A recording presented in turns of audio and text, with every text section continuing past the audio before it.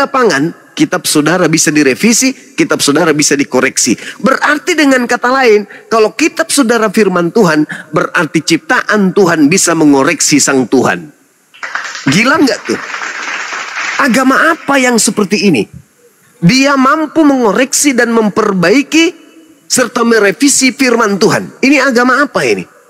Sedangkan agama yang benar adalah agama yang memiliki buku panduan yang disebut kitab wahyu yang berasal dari langit, yang manusia tunduk berserah diri kepada setiap item-item not, gelombang irama yang muncul di dalam kalimat-kalimat tersebut, kalimat Allah tersebut. Bukan manusia mempretelinnya, bukan manusia merevisi dan mengoreksi sesuai dengan apa yang mereka inginkan. Yang dikatakan firman Tuhan itu sudah paku mati, kawan. Tidak bisa dirubah. Mau zaman seperti apapun modelnya, mau era seperti apapun canggihnya, mau kehidupan manusia sampai kepada pencapaian yang supra luar biasa, kitab suci tidak boleh dirubah. Dan kalau itu berasal dari pencipta langit dan bumi yang maha tahu, sehebat apapun kehidupan manusia, pasti kitab itu seirama dengan keadaan yang ada. Tapi kalau karangan manusia, hasil penyelidikan, dia keteteran. Jangan kau pakai original teksnya. Kenapa? Sudah tidak zaman. Lalu apa dong?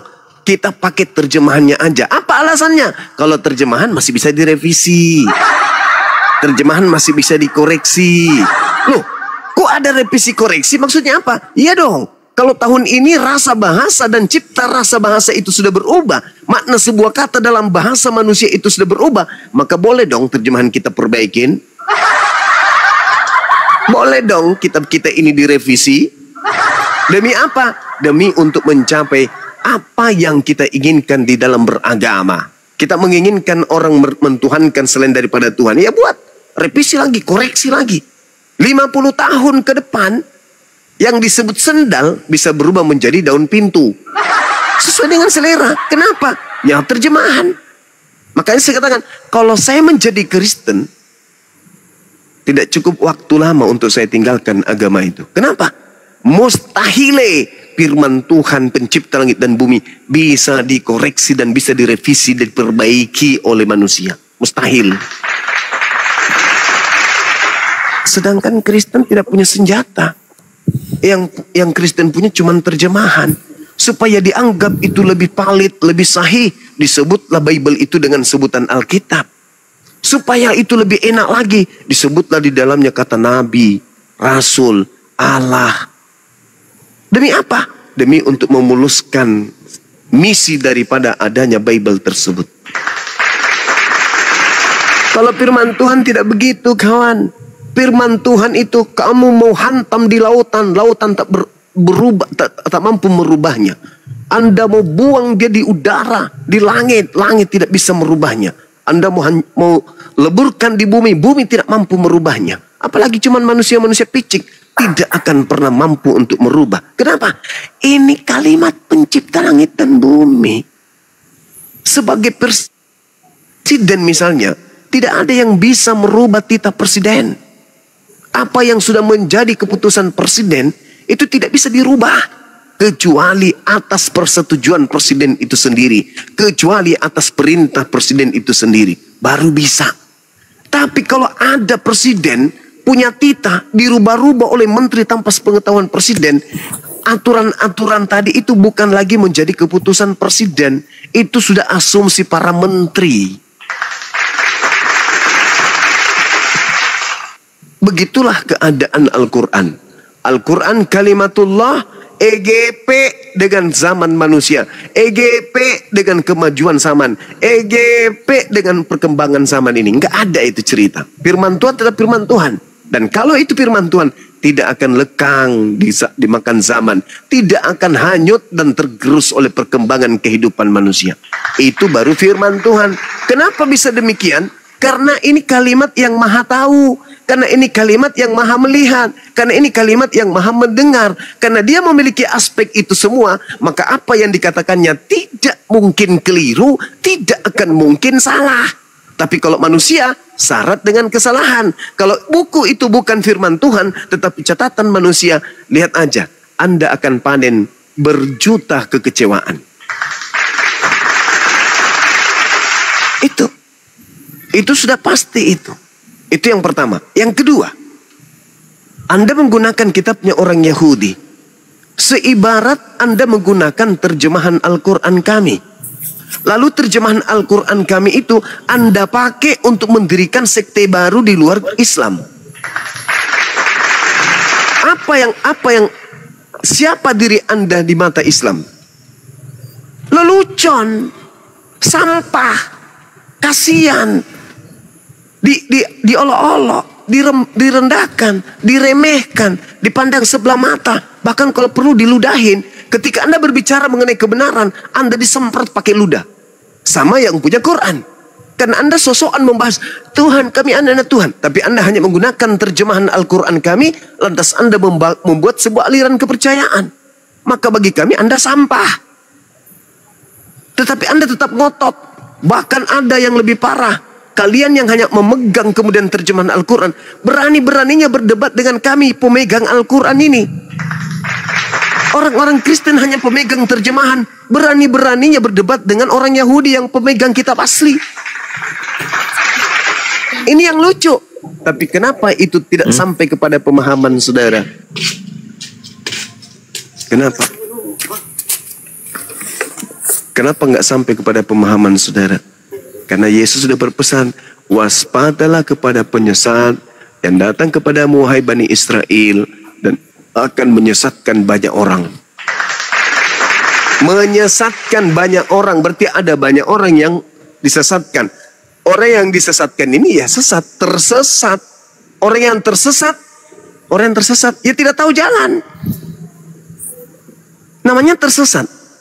Hidup dalam kebingungan. Kalau di Islam enggak. Pencipta langit dan bumi, satu-satunya Tuhan yang berhak disembah. Yes. Yang maha kuasa atas segala sesuatu. Ya. Yang tidak beranak dan tidak diperanakan. Yes. Tidak ada satupun yang setara dengan dia, baik di langit maupun di bumi. Yes. Islam, yakin enggak itu? Yakin. Ragu enggak? Enggak ragu. Berani enggak bersaksi? Berani bersaksi. Apa tolak ukurnya? Umat Islam, ada enggak ragu bersaksi bahwa umat Islam itu punya roh? Tidak. Saya bersaksi bahwa nama saya Bang Suma. Saya bersaksi demi pencipta langit dan bumi. Saya punya roh. Pertanyaannya, apakah Bang Suma pernah melihat roh? Tidak pernah. Kenapa Anda bersaksi? Ya karena saya merasakan. Karena saya merasakan. Saya melihat. Saya mendengarkan. Batin saya membaca, pikiran saya membaca, rasa saya membaca, naluri kemanusiaan saya yang berakal ini membaca. Maka saya bersaksi, roh saya itu pasti ada. Tapi nggak pernah melihat roh. Yes, tapi saya melihat kehidupan ini. Saya melihat diri saya bisa bicara, bisa bernapas, bukti bahwa saya punya roh. Meskipun saya tidak melihatnya, tapi saya berani bersaksi bahwa roh itu ada. Begitulah umat Islam bersaksi tentang Allah. Meskipun kami tidak melihat, namun kami sadar sesadar-sadarnya melihat alam semesta ini itu sudah cukup bahwa Allah itu ada. Tidak perlu turun Tuhan itu menjadi bayi, menjadi orok. Itu hanya ajaran paganisme. Demikian, silakan.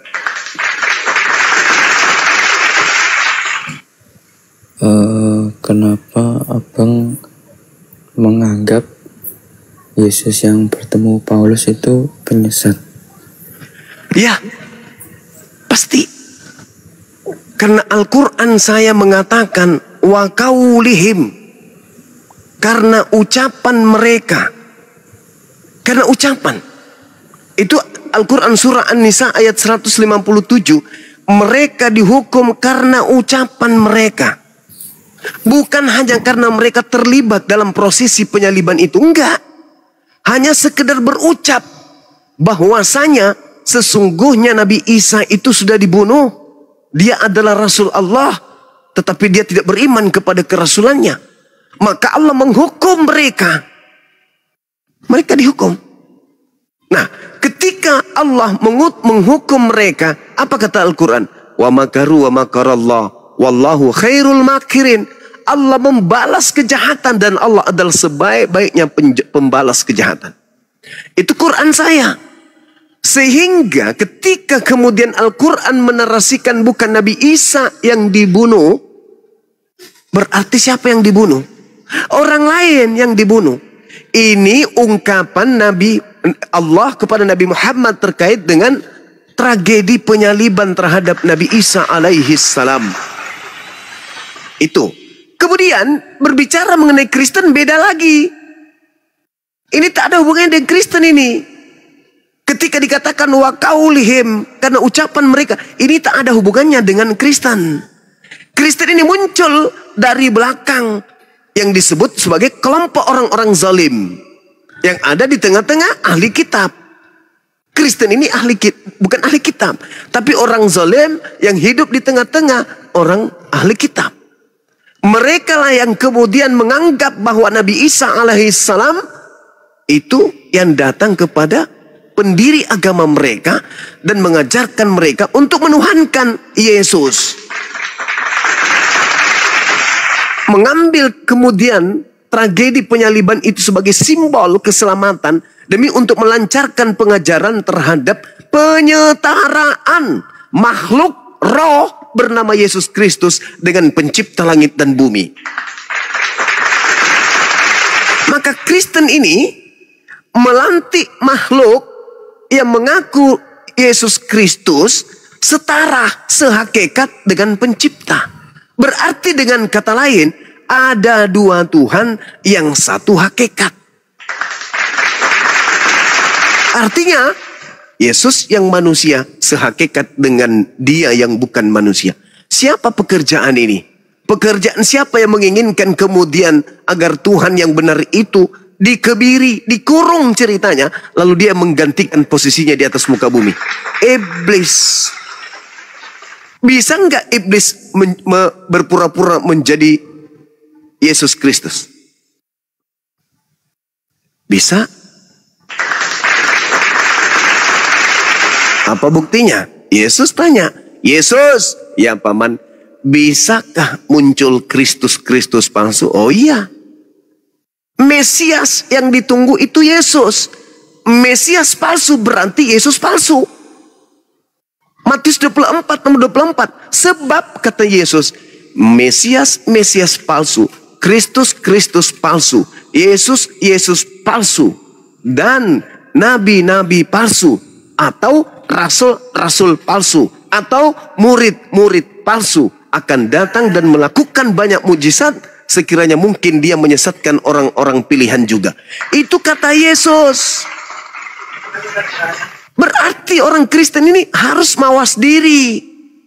Kalau sekiranya Yesus berkata waspadalah kepada Nabi Muhammad palsu, maka kami umat Islam ini yang harus hati-hati. Karena kami harus mempelajari nih, Nabi Muhammad yang asli yang mana, Nabi Muhammad palsu yang mana.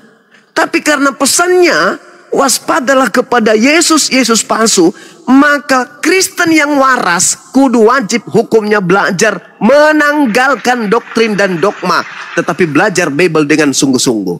Mana ajaran Yesus yang asli, mana ajaran Kristus yang palsu. Harus dipilah. Habis itu cari solusi kebenaran. Kalau Yesus aja Anda tidak percaya, bagaimana Anda mau bisa percaya Nabi Muhammad? Percaya dulu kepada Yesus, baru bisa percaya kepada Nabi Muhammad. Kenapa? Ente Kristen.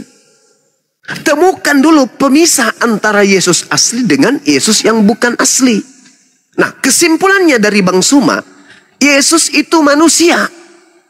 Mau sebelum dia datang dia adalah manusia. Setelah dia datang di atas muka bumi dia adalah manusia. Setelah dia terangkat dia juga manusia. Setelah turun yang kedua kalinya pun dia tetap manusia.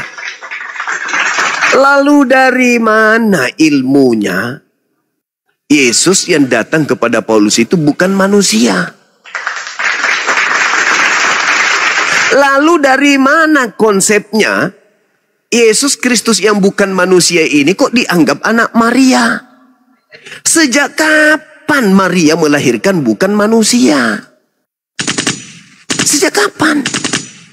Bukankah Ibrani 13 nomor 8, Yesus sama saja kemarin, sekarang maupun besok, bahkan selama-lamanya. Yesus tetap sama, tidak pernah berubah. Berarti dia, Yesus ini tetap manusia. Tanya Yesus, Yesus, ya paman, engkau ketika duduk di samping kanan Bapa, kau sebagai apa? Anak manusia. Yesus, ya paman, engkau ketika turun bersama dengan malaikat-malaikatmu dalam rupa apa? Anak manusia. Yesus, ya paman, engkau ketika menghakimi manusia, kau sebagai apa? Anak manusia. Lalu kapan Yesus itu berubah bukan manusia? Tidak pernah. Lalu siapa yang mengatakan Yesus Kristus yang datang kepadaku bukan manusia? Galatia 1 nomor 1, Galatia 1 nomor 11 nomor 12.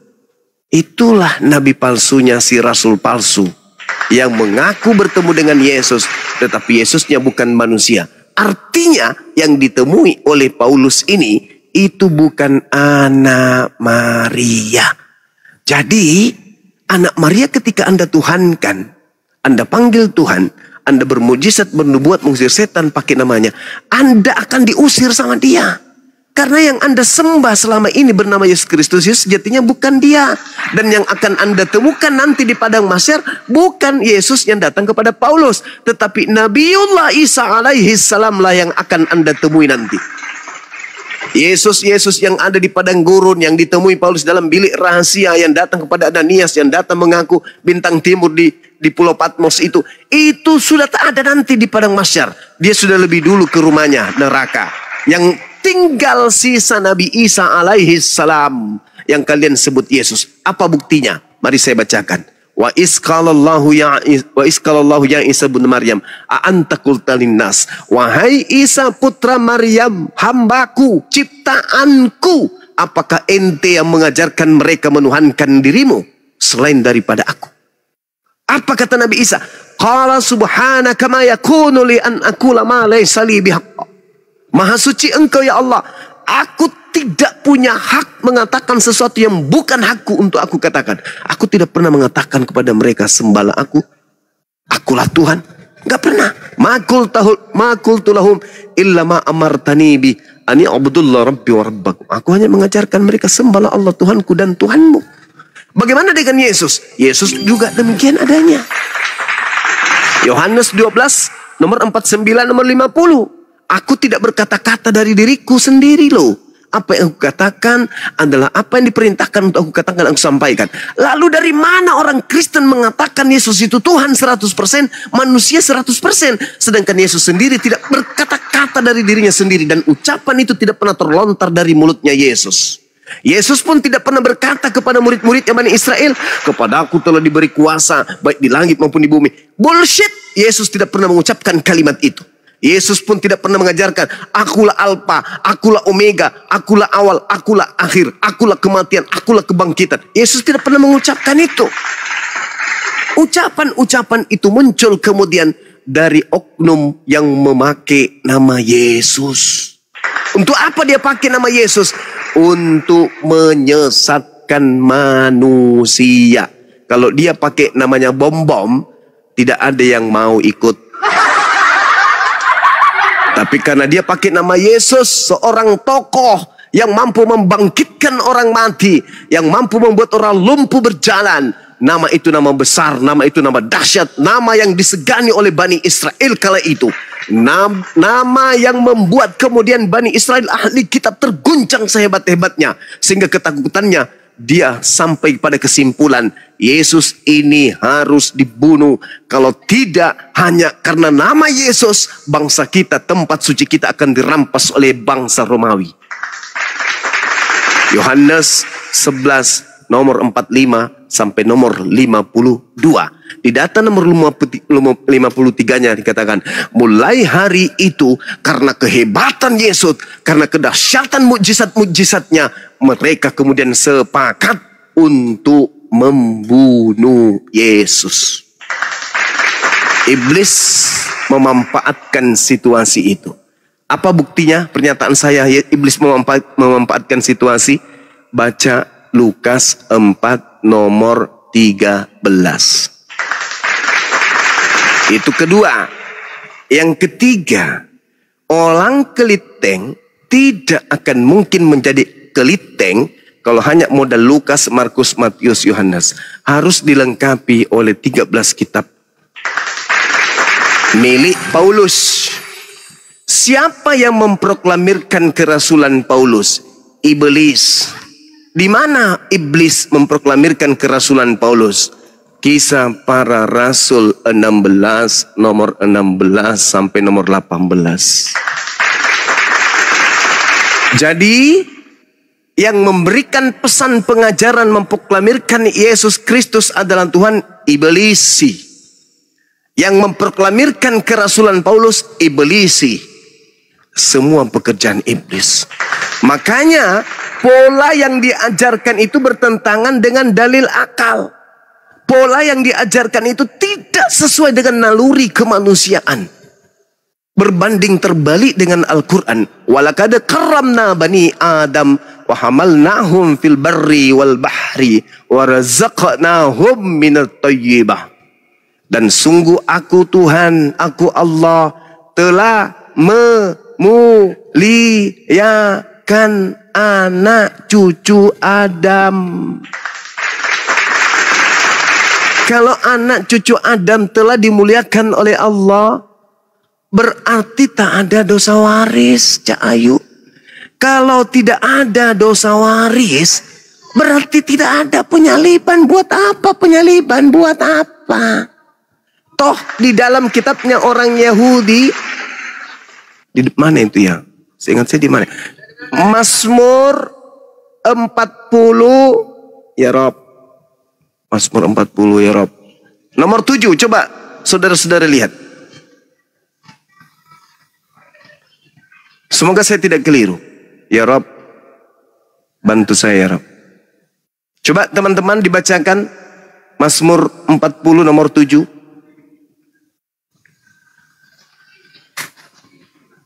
Bukan ya? Salah saya ya? Keliru saya ya? Ya, bukan Gurunda, bukan. Bukan ya? Oke. Bismillahirrahmanirrahim. Bismillah. Sabar teman-teman, saya lupa dalilnya. Sorry.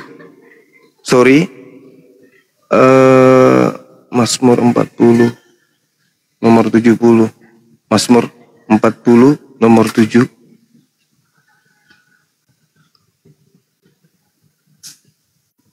Keliru saya. Coba yang berbicara tentang apa, Bang Zuma?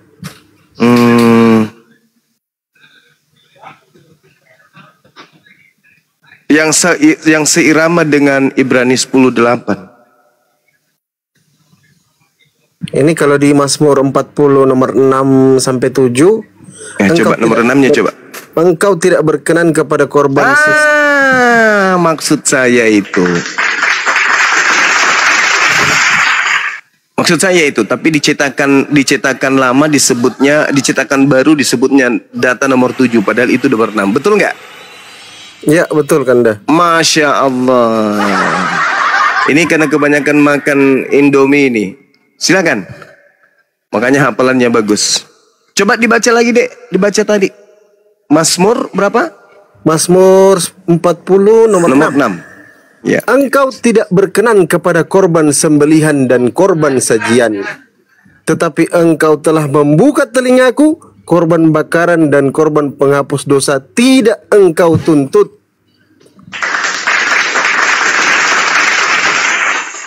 Lalu, kalau tidak ada penyaliban, adapun penyaliban untuk apa? Tuhan tidak lagi menuntut korban penebus dosa. Tuhan sudah tak berkenan lagi. Kenapa Tuhan tidak berkenan lagi?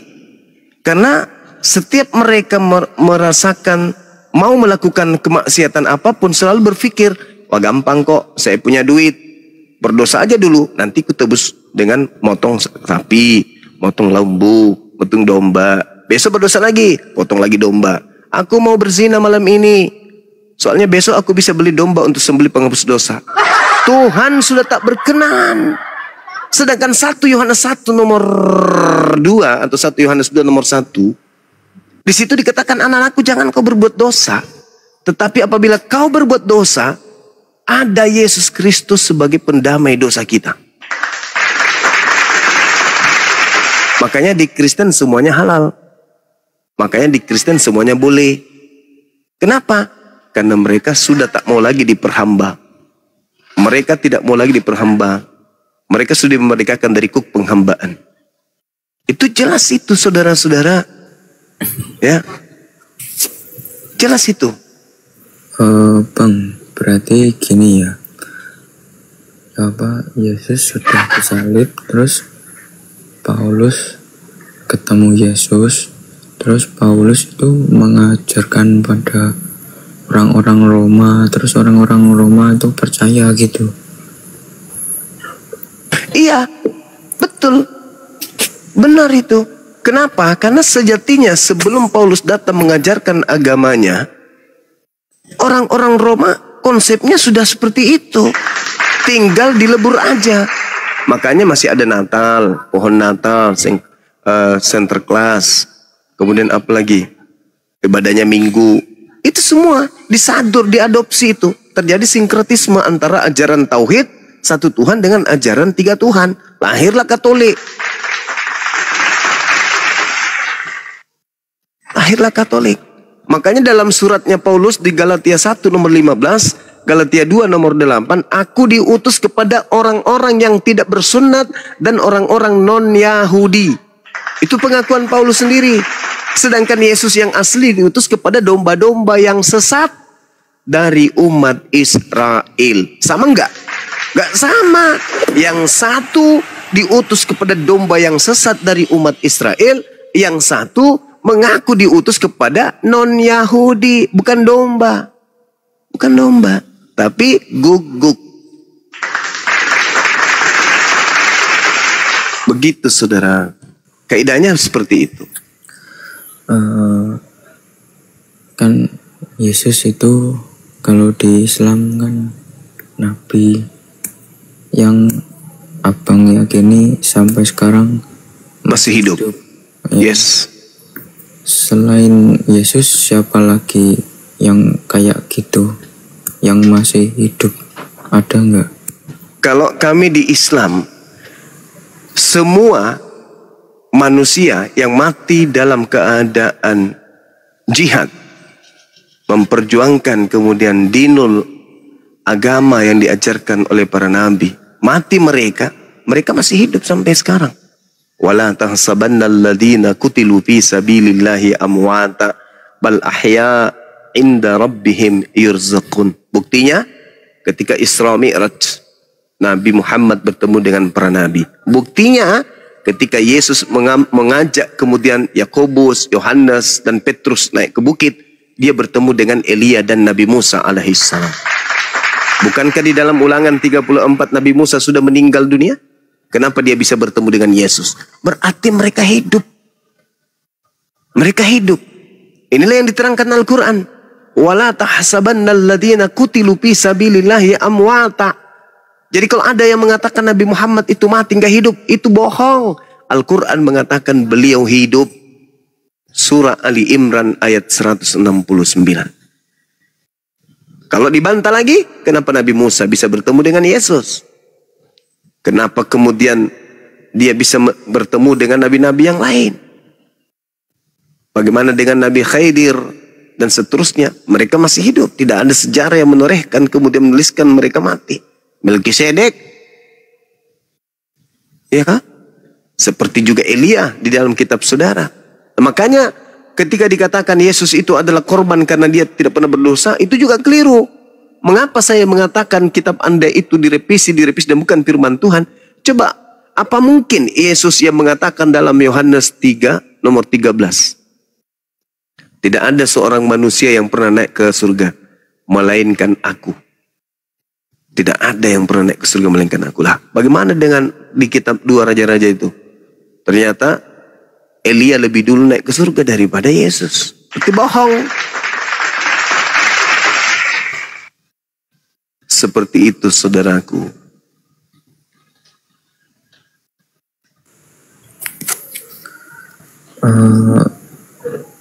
apa satu lagi, apa kitab-kitab yang Anda imani terdahulu itu sampai sekarang itu ada nggak? Al-Quran saya mengatakan dalam surah Al-Ma'idah, Allah Subhanahu wa ta'ala menyeru kepada Bani Israel, kepada ahli kitab. Al-Quran saya ketika memberitakan tentang datangnya Nabi Muhammad, Allah menyeru kepada ahli kitab, ya ahlal kitab, qad ja'akum rasuluna yubayyinu lakum. Tujuannya beliau datang, selain sebagai rahmatan lil alamin, beliau juga datang untuk menjelaskan sebagian dari isi kitab yang disembunyikan oleh ahli kitab. Ya ahlal kitab, qad ja'akum rasuluna yubayyinu lakum katsiran mimma kuntum tukhfuna minal kitab wa ya'funa an katsir. Berarti maksud daripada ayat ini, ada sekelompok manusia yang pada mereka diutus Nabi Rasul, ada kitab bagi mereka, tetapi kitab itu mereka sembunyikan. Bisa jadi yang disembunyikan itu fisiknya, bisa jadi ajarannya. Nabi Muhammad datang menguraikan itu.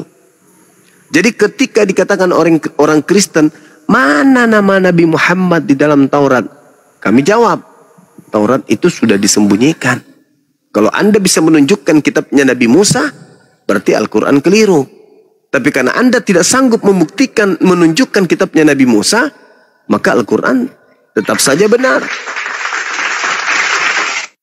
Jadi kami beriman kepada kitab yang datang kepada para nabi.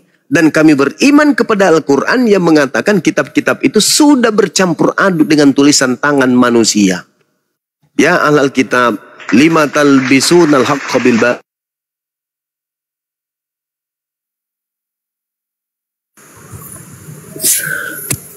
Jadi sebenarnya kitabnya Taurat, kitab Zabur, kitab Injil itu pakai bahasa Indonesia. Dulunya beneran ada. Ya,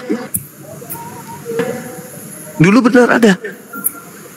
Al-Quran surah Al-Araf ayat 144 dan 145. Allah yang menjelaskan itu. Bagaimana Allah kemudian memberikan kitab kepada Nabi Musa alaihi salam untuk supaya kitab ini dipegang teguh oleh umatnya dan tidak meninggalkan kemudian kitab tersebut.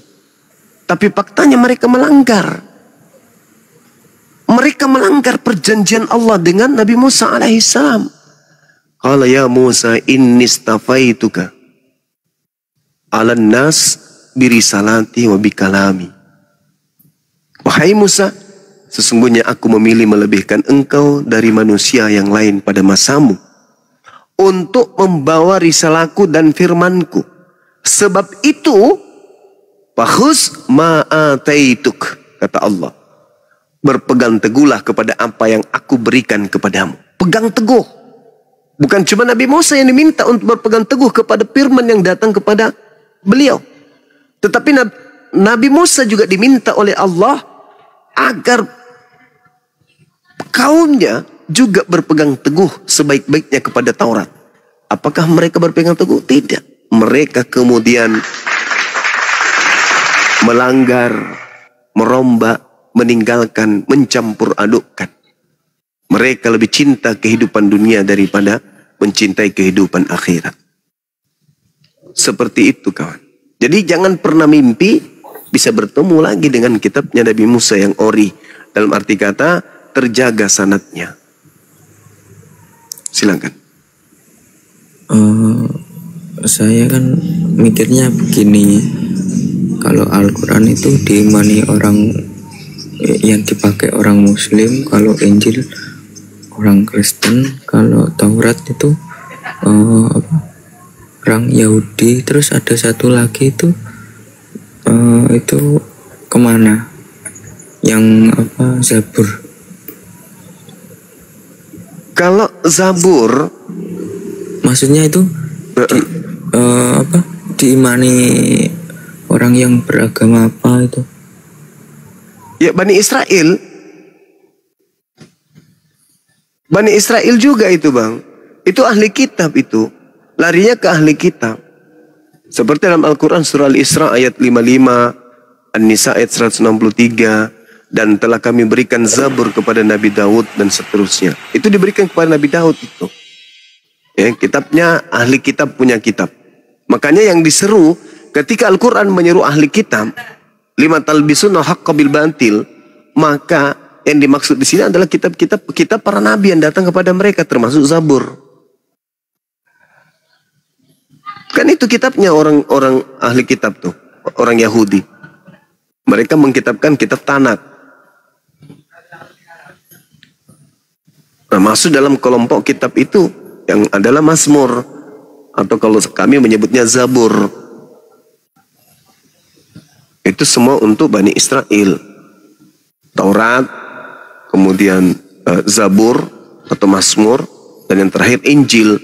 Itu mereka untuk Bani Israel. Nah, kelirunya orang Kristen, mereka minta kepada kami, umat Islam. Kami bukan Bani Israel. Justru kami yang harus minta kepada Kristen, karena klaim Kristen adalah mereka adalah Israel rohani. Tapi ketika orang Kristen berbicara kepada kami tentang Taurat, Zabur, Injil, ya betul-betul mereka menjelaskan secara Taurat dan Zabur, Injil rohani. Yang mereka tunjukkan tidak sesuai dengan rohaninya, dengan fisiknya. Karena yang mereka tunjukkan itu adalah terjemahan-terjemahan dari Barat. Kemudian diterjemahkan dalam bahasa Indonesia. Sedangkan Nabi Musa tidak menggunakan bahasa asing. Nabi Musa menggunakan bahasa Ibrani. Nabi-nabi yang lain juga sama. Kok muncul-muncul bahasa Indonesia? Gitu saudara. Jadi kami beriman kepada kitab terdahulu. Bahwa Allah subhanahu wa ta'ala meminta kepada Nabi Musa. Wa katabna lahu fil alwah. Min kulli syai' mau'idatan wa tafsila. Likulli syai' fakhuzha bikuwah. Wa'mur qaumaka ya'khuzu biahsaniha. Sa'urikum daral fasiqin. Itu kata Quran. Dan aku telah menuliskan kepadamu, wahai Musa, Taurat. Segala sesuatu sebagai pelajaran dan penjelasan untuk segala hal.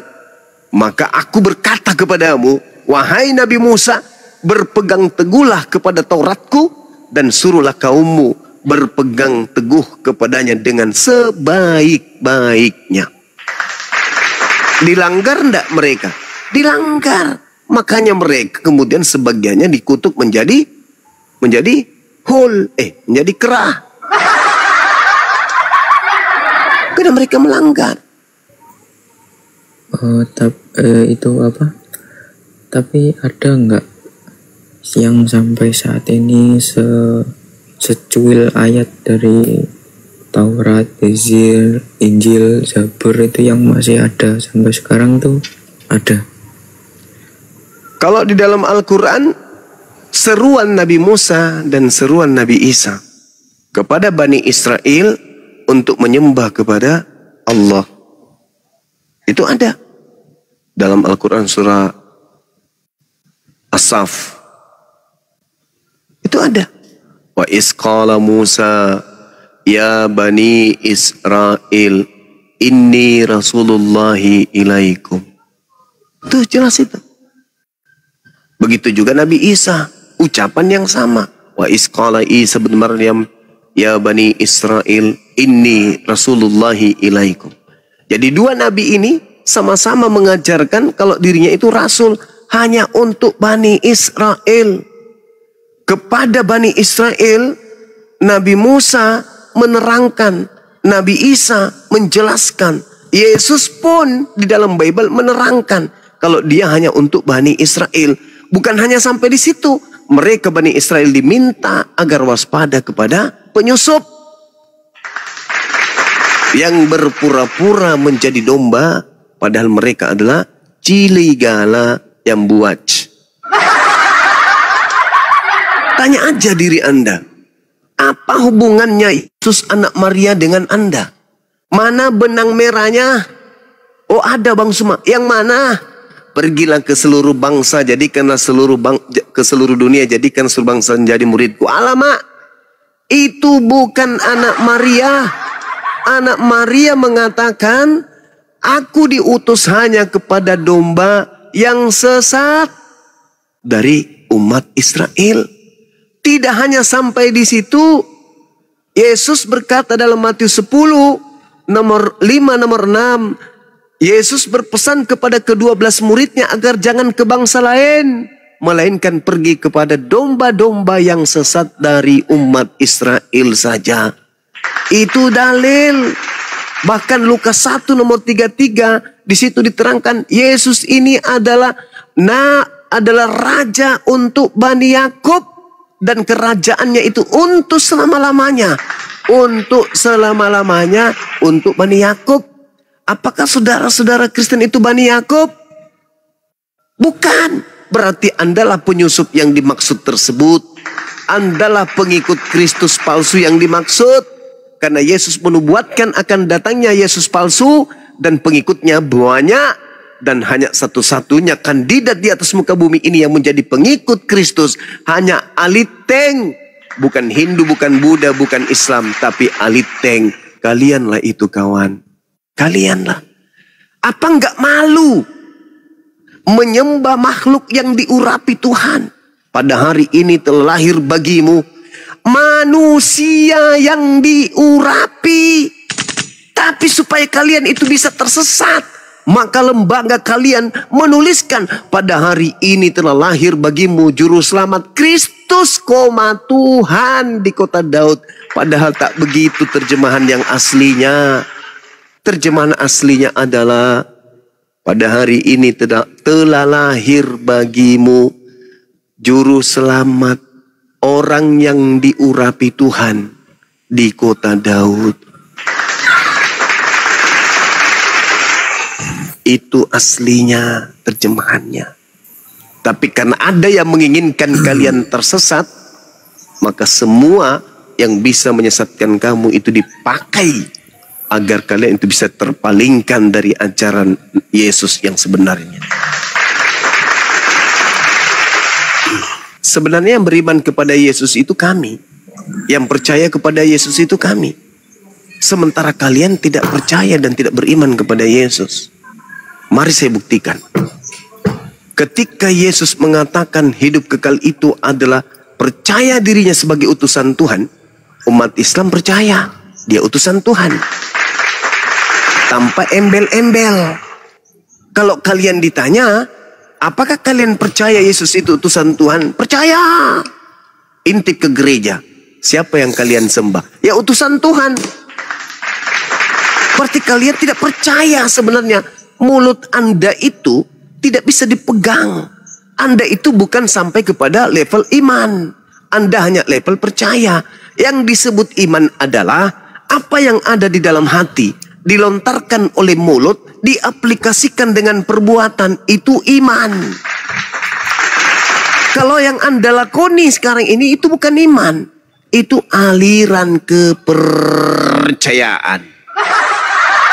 Makanya kebanyakan Kristen kalau ditanya, bagaimana Yesus mengajarkan Kristen? Oh sorry ya Bang Suma, Kristen itu bukan agama. Memang, kalian hanya aliran kepercayaan. Kalian bukan adalah satu struktur yang menyebabkan manusia tidak kacau. Itu kawan-kawan. Umat Islam lebih percaya kepada Yesus. Selamat malam Bang Zuma. Iya, malam. Kalian itu kelompok manusia yang tidak percaya kepada Yesus.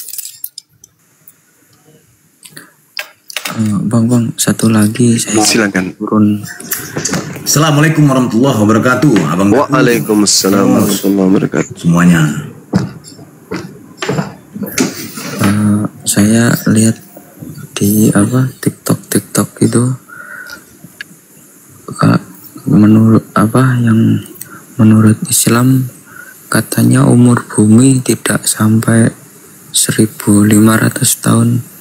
Itu benar nggak Bang? Dan tertulis di mana? Udah. Nggak ada di dalam Al-Quran, itu nggak ada. Di hadits pun tak ada. Hadits hanya menerangkan kiamat itu nanti terjadi kalau Nabi Isa sudah turun. Itu juga diterangkan oleh Yesus. Al-Quran menerangkan kedatangan Nabi Isa tanda kiamat. Bible menerangkan kedatangan Yesus tanda kiamat. Masalahnya di Kristen ada Yesus yang nongol, tapi tidak kiamat-kiamat. Berarti yang nongol ini palusu. Abad pertama muncul Yesus Kristus kepada Paulus di padang gurun ketika dia di dalam penjara bilik rahasia. Tapi enggak kiamat-kiamat. Berarti yang datang padanya itu adalah palusua. Yesus berkata, waspadalah kepada Kristus-Kristus palsu. Jadi apabila ada orang berkata ada Yesus di sini, ada Yesus di sana, jangan kamu percaya. Jangan kau percaya. Camkanlah, aku telah mengatakannya kepadamu terlebih dahulu. Jadi kalau ada orang yang berkata ada Yesus di padang gurun, ada Yesus di dalam bilik, jangan kamu percaya, sebab sama seperti kilat memancarkan cahaya dari timur sampai ke barat, demikianlah kelak tanda kedatanganku. Jadi yang tadi itu yang bertemu di padang gurun, bertemu di Pulau Patmos, bertemu di atas plafon, bertemu di dalam sujud tahajud, bertemu di atas Ka'bah, itu bullshit, itu penyesat yang telah dinubuatkan Yesus jauh-jauh sebelum Kristen itu nongol. Itu fakta, Bung. Jadi ketika Nabi Isa itu datang, Al-Quran surah As-Sukruf ayat 61 jelas sekali pertanda datangnya kiamat. Itu Nabi Isa diterangkan dalam Al-Quran. Bagaimana ketika Yesus ditanya oleh muridnya di Matius 24, Guru, ya Paman, apa tanda kedatanganmu? Yesus mengatakan apa? Matahari menjadi gelap, bulan tak bercahaya, bintang-bintang berjatuhan, kuasa-kuasa langit berguncang.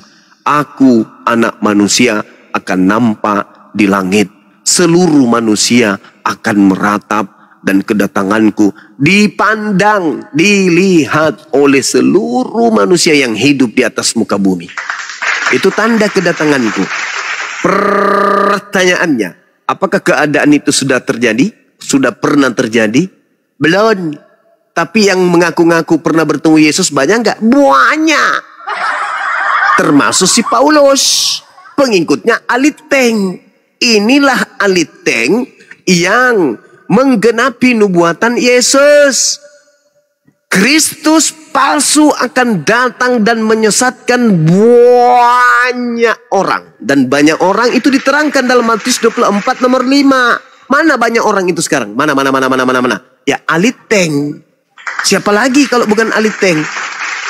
Sedangkan Al-Quran wa innahu la ilmul lis-sa'ah fala tamtarunna biha wattabi'un hadza siratum mustaqim. Sesungguhnya dia Nabi Isa ketika ia datang benar-benar menjadi pertanda akan datangnya hari kiamat. Seiraman enggak ketika Yesus dibisikin sama muridnya di Bukit Zaitun? Gulu, ya Paman, apa tanda kedatanganmu? Tanda kedatanganku, matahari menjadi gelap. Kira-kira kalau matahari menjadi gelap, ini malam nih sekarang, besok nggak ada lagi matahari. Panik nggak seluruh manusia? Meratap nggak seluruh manusia? Meratap. Bukan meratap cucian tidak kering, bukan. Meratap karena panik, sepanik-paniknya. Bumi merasa aneh, matahari tak ada, bulan pun tak bercahaya, bintang-bintang berjatuhan, kuasa-kuasa langit kemudian berguncang. Tiba-tiba muncul anak manusia di tengah langit. Seperti kemudian cahaya yang terlontar dari timur sampai ke barat. Dan kita semua manusia melihatnya. Kenapa kita semua manusia melihatnya? Karena pada saat itu kepanikan terjadi di mana-mana. Tak ada lagi orang memikirkan duit, tak ada. Tak ada lagi memikirkan anak-anaknya, tak ada. Semua panik sepanik-paniknya. Meratap semeratap-ratapnya. Mau manggil Tuhan, memuji Tuhan. Ya Tuhan, ada apa ini, ada apa ini, ada apa ini. Tiba-tiba saja muncul Yesus di tengah langit. Itulah tanda kedatanganku yang kedua. Wa innahu la ilmul lisa'a fala tantarunna biha. Wattabi'un. Itulah jalan yang lurus. Percaya kepada keadaan itu. Jadi ketika Yesus mengatakan, apabila ada yang berkata bertemu dengan Yesus di sini, bertemu di sana, padang gurun, dalam bilik penjara, jangan kau percaya, itu bukan aku, sebab Yesus palsu akan muncul dan akan melakukan banyak mujizat sekiranya dia menyesatkan orang-orang pilihan juga. Itu real. Itu fakta. Orang-orang yang disesatkan oleh Yesus Kristus ini akan bersungut-sungut nanti di padang pasir, padang mahsyar.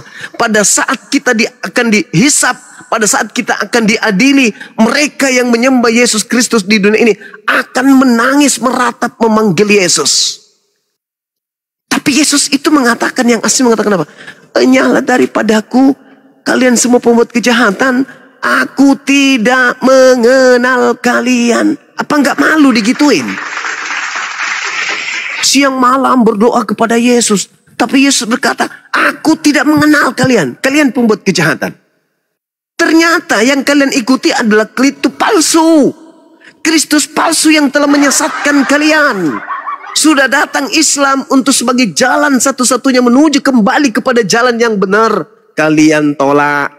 Kalian sombong, kalian angkuh, kalian rasa lebih hebat daripada pencipta langit dan bumi. Sudah dihantam kiri kanan, dari Al-Quran menghantam, dari Bible menghantam, Nabi Isa menghantam, Nabi Muhammad menghantam, Yesus Kristus pun menghantam. Tapi kalian lebih percaya kepada suara yang datang kepada Paulus untuk kalian tuhankan. Izin kalau mohon maaf, saya mau turun dulu ini karena silakan. Saya kena report juga semuanya. Iya, silakan Bang. Terima kasih Bang Pandi, Bang Zuma, Mas Bang. Sama-sama. Semuanya, terima kasih. Izin pamit dulu ya. Assalamualaikum warahmatullahi wabarakatuh. Waalaikumsalam warahmatullahi wabarakatuh. Jadi sekiranya saudara. Oh ya sudah Bang, gantian Bang. Terima kasih. Ya, silakan. Saya turun dulu. Boleh, silakan. Sehat selalu. Oke. Gimana Bang Zuma? Saya yang bertanya, bagaimana wahai pengikut Kristus palsu? Apanya yang bagaimana? Ya, bagaimana keadaanmu mengikuti Kristus palsu selama ini? Enak? Loh, saya dituntut. Dituntut saya apa? Dipimpin. Dipimpin siapa? Dalam cahaya dituntut. Cahaya. Kalau sudah terjadi, sudah ada tanda-tanda kedatangan Yesus enggak? Kalau pengetahuan itu hanya Tuhan yang memiliki. Tidak bisa. Yesus sudah membocorkannya. Jangan kau tipu-tipu. Yesus sudah membocorkan tanda-tanda kedatanganku. Bla bla bla bla bla. Kenapa kau membantah itu? Itulah yang saya katakan, umat Islam lebih percaya Yesus daripada kalian. Tanda-tanda ini menyertai Yesus ketika dia datang. Matahari menjadi gelap. Apakah itu sudah terjadi? Sudah terjadi belum? Sudah terjadi belum? Sudah terjadi belum? Sudah terjadi belum? Apanya yang sudah terjadi? Itu orang masak hangus masakannya. Tanda-tanda kedatangan Yesus. Hari gelap. Halo, udah terjadi belum? Matahari gelap, ya tentu belum.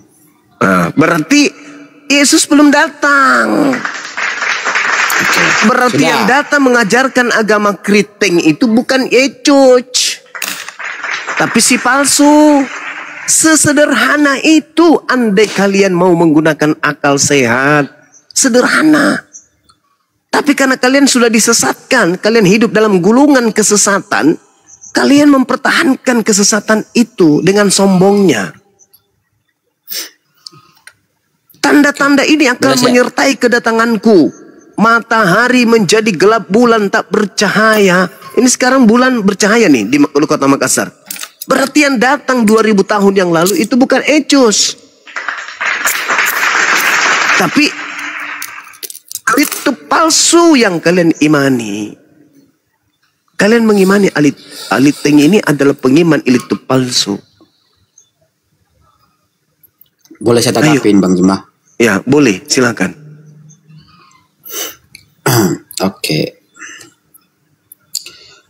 Tadi Bang Zuma menyampaikan bahwa yang kalian ikuti itu adalah Kristus palsu. Yes. Oke. Saya akan membuktikan bahwa yang ditemui oleh Paulus dan suara yang dia dengar itu adalah Tuhan Yesus sendiri. Coba kita lihat ya, di mana ada suara yang berbunyi, akulah Yesus yang engkau aniaya itu. Itu adalah suara. Dan dia bukan melihat Yesus. Cahaya.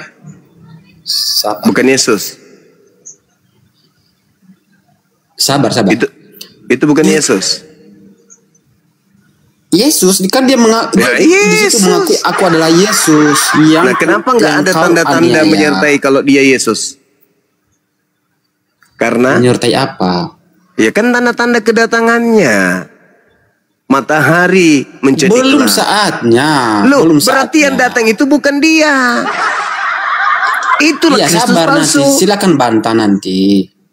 Silakan bantah nanti. Nanti ada kalimat yang kamu rasa janggal, ya silakan nanti bantah. Jadi di situ di dalam perjalanan ke Damsyik ya. Tiba-tiba ada cahaya yang bermancar dari langit dan mengelilingi dia. Dan ia rebah ke tanah dan kedengaranlah olehnya suatu suara yang berkata, Saulus, mengapa engkau menganiaya aku? Jawab Saulus, siapakah engkau? Akulah Yesus yang kau aniaya. Oke, saya akan melihat satu kalimat, satu kata yaitu cahaya. Cahaya itu identik dengan Tuhan yang menuntun, yang memimpin orang. Itu cahaya. Sedangkan di kegelapan itu identik dengan setan atau iblis yang tidak mampu yang tidak mampu menuntun orang ke dalam kebenaran. Itu adalah kegelapan. Nah, kenapa saya mengatakan begitu? Saya akan kembali ke Lukas 4 ayat 13. Di mana di situ ya berbunyi, sesudah iblis mengakhiri pencobaan itu, ia mundur daripadanya dan menunggu waktu yang baik. Ini bercerita tentang pencobaan di padang gurun, di mana iblis itu berusaha menggagalkan karya keselamatan itu, tetapi tidak mampu digagalkannya. Makanya dia mengatakan dia menunggu waktu yang baik. Kapankah waktu yang baik itu? Maka tibalah pada abad yang ke-7, yang dimana di dalam goa wahyu diterima. Di mana di dalam goa itu tidak ada cahaya. Yang ada di dalam goa itu adalah kegelapan. Sabar dong. Jangan. Saya nggak suka kalau seandainya saya tusuk imanmu. Cerita kartun kau di sini, Samson dan Laila kau. Udah. Yesus berkata di dalam Lukas 10:18. Guncang kalau saya menusuk imanmu. Melihat iblis jatuh dari langit berupa saya belum selesai Bang Zumba. Ya. Yang datang kepada Paulus berupa kegelapan atau berupa cahaya? Cahaya paman. Di ayat cahaya. Nah, Apa masalahnya? sementara Apa masalahnya di situ? masalahnya satu, Yesus berkata iblis turun dari langit berupa cahaya. Kedua, Yesus turun, matahari menjadi gelap. Sabar. Paulus memenuhi Dalilmu yang mana mengatakan nih? iblis sabar. Iblis turun. Paulus ini memenuhi yang mana? Melihat cahaya dari langit atau yang datang berupa matahari menjadi gelap? Mana yang datang kepada Paulus? Yang tertulis dia melihat cahaya, bukan. Nah, jatuh. menurut Yesus Tuh. itu iblis atau itu Yesus? Menurut tanda-tanda yang diberitakan Yesus, Oke. tanda kedatanganku matahari menjadi gelap. Tanda iblis datang Oke. menjadi cahaya. Mana yang ditemui oleh Paulus yang mana? Oke, cahaya yang jatuh itu dasarmu di mana? Lukas 10 Menurut Yesus. 18. Oke. Silakan.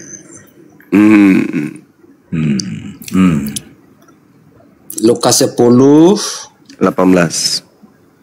18. Iya. Lalu kata Yesus kepadanya, aku melihat iblis jatuh seperti kilat dari langit.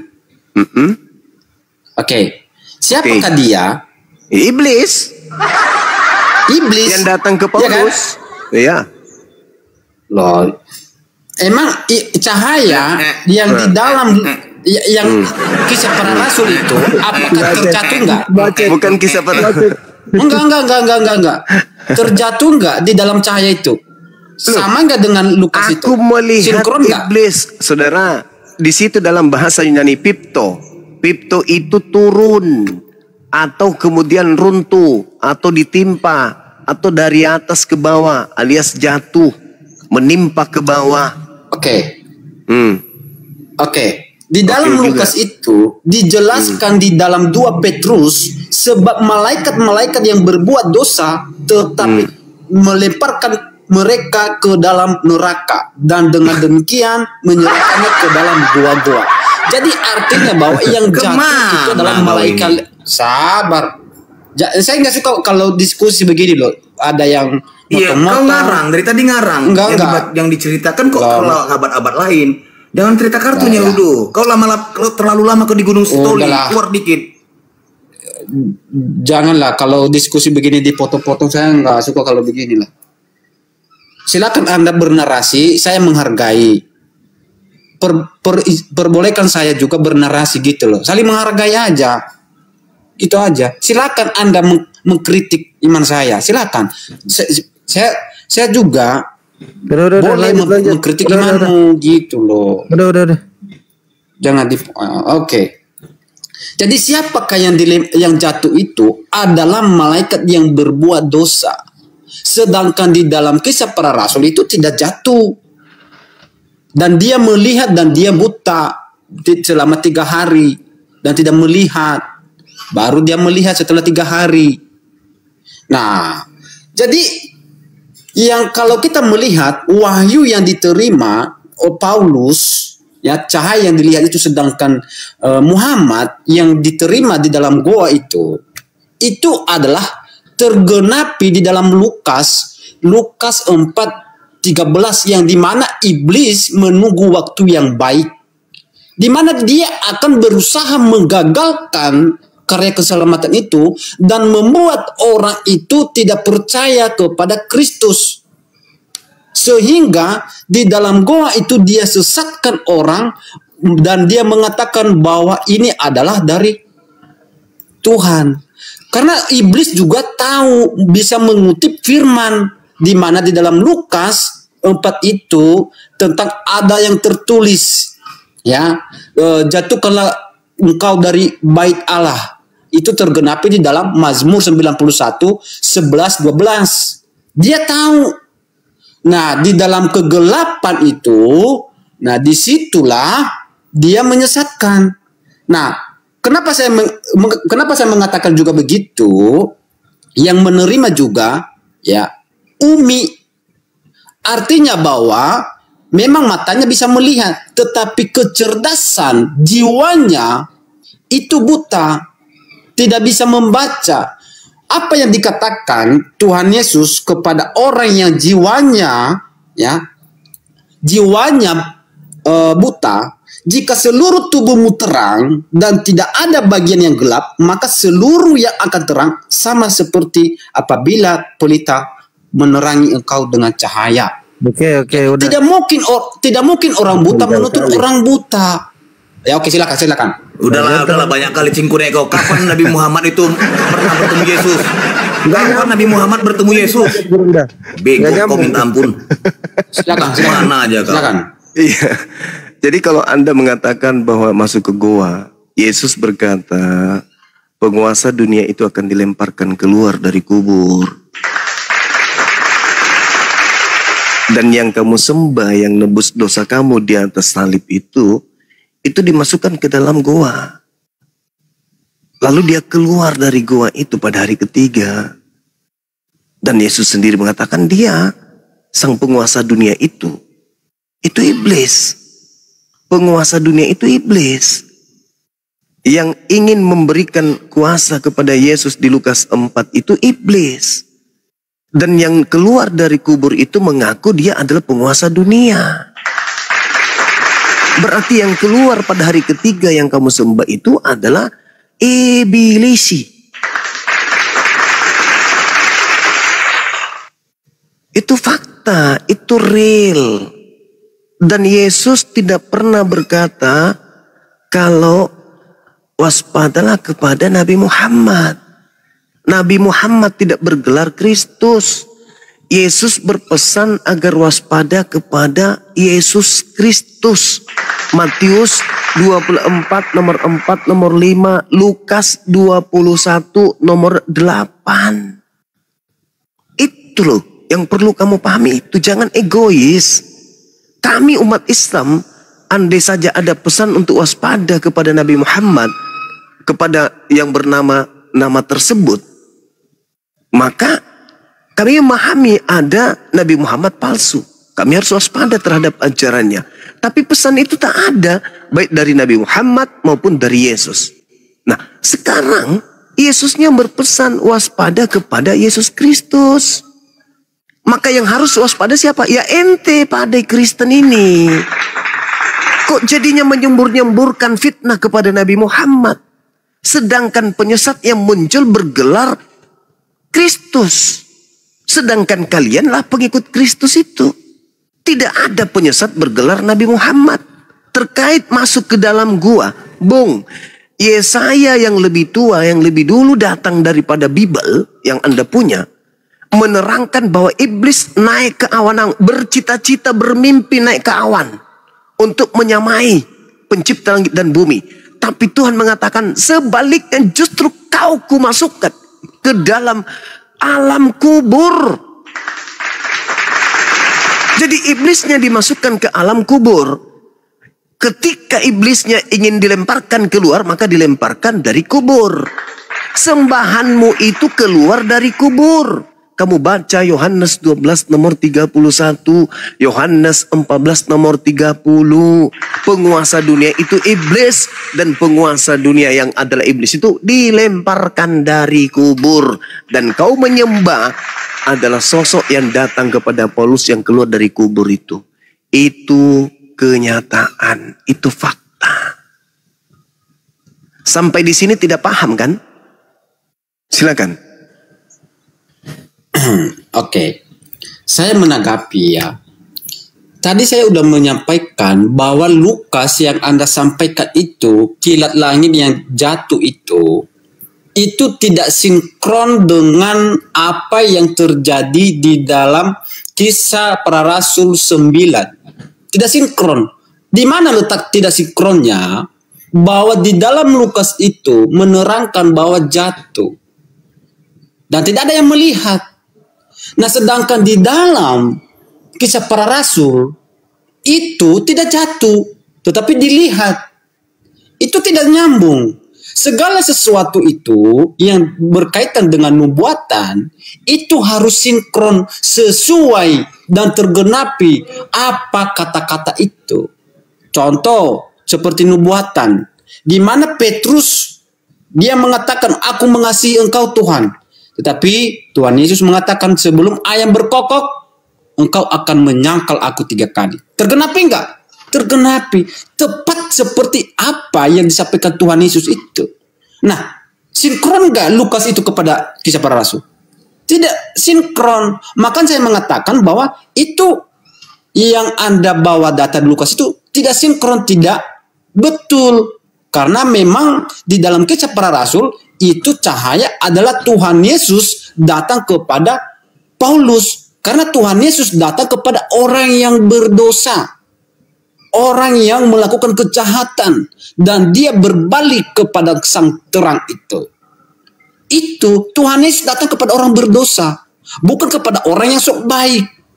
Nah, sehingga dia datang membawa pertobatan, membawa cahaya itu, membawa kasih itu kepada dunia. Dan itulah yang diteruskan oleh Paulus itu.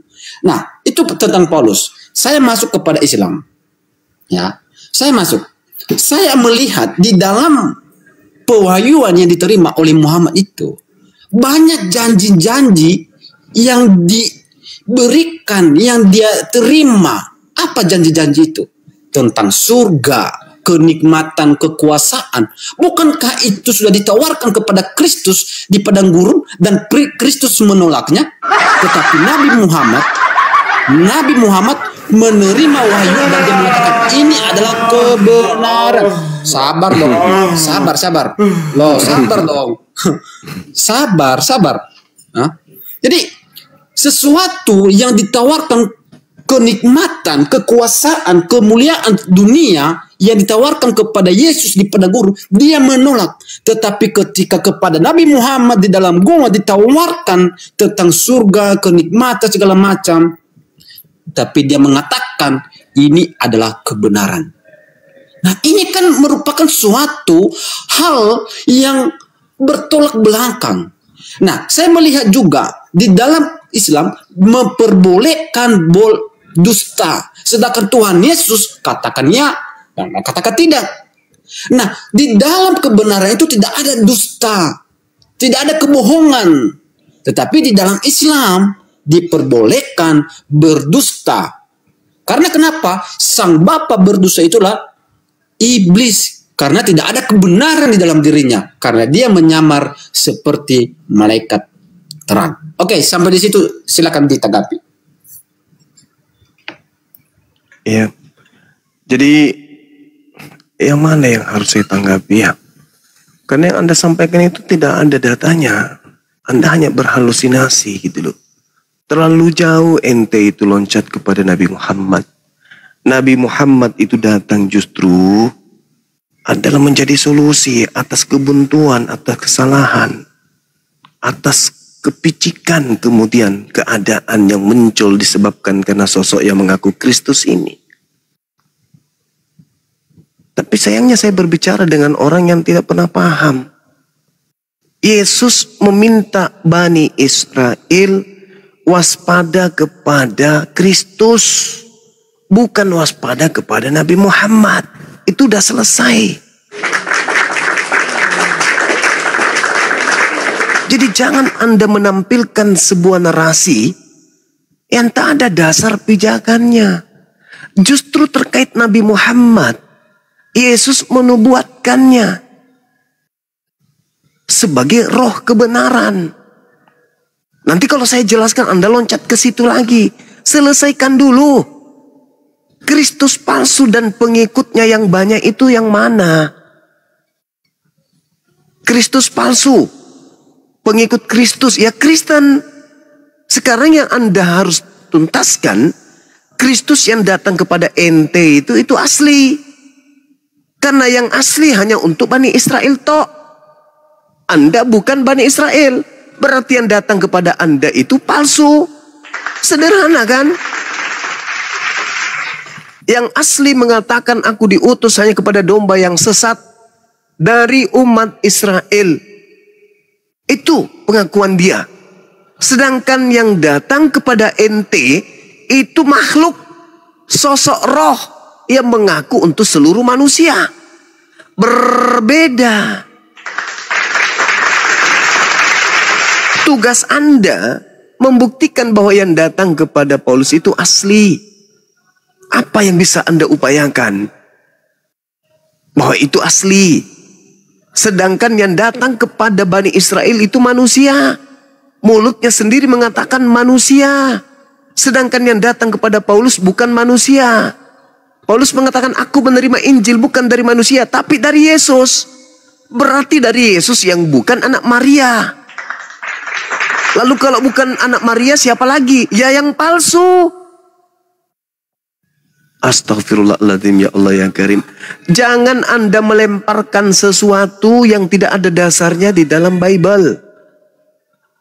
Anda harus menyatakan yang benar itu benar meskipun pahit.